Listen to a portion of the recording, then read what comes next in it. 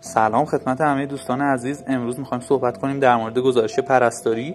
یکی از پایه‌های اصلی مراقبت پرستاری ثبت دقیق و اصولی گزارش هاست.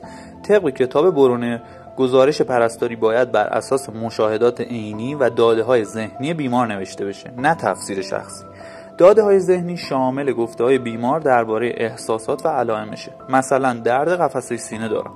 داده‌های عینی چیزی که ما اندازه‌گیری یا مشاهده می‌کنیم، مثل فشار خون، سطح هوشیاری یا رنگ پوست. بعد از ثبت داده‌ها باید اقدامات پرستاری که انجام دادیم رو بنویسیم، مثل تزریق دارو، تغییر وضعیت آموزش به بیمار. در ادامه خیلی مهمه که واکنش بیمار رو هم بیاریم، مثل کاهش درد یا تغییر در علائم حیاتی. یه چیزی که توی بخش اقدامات خیلی مهمه اینه که ما اتصالات بیمار رو هم حتما بنویسیم، مثل سوند، مثل لوله انجی و هر چیز دیگه‌ای که به بیمار متصل.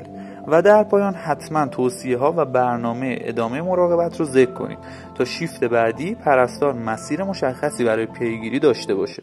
یادت باشه گزارش پرستاری فقط یک وظیفه اداری نیست، بلکه سند قانونیه که هم به تیم درمان کمک میکنه و هم از حقوق بیمار و پرستار محافظت میکنه. خیلی ممنون از همراهی شما.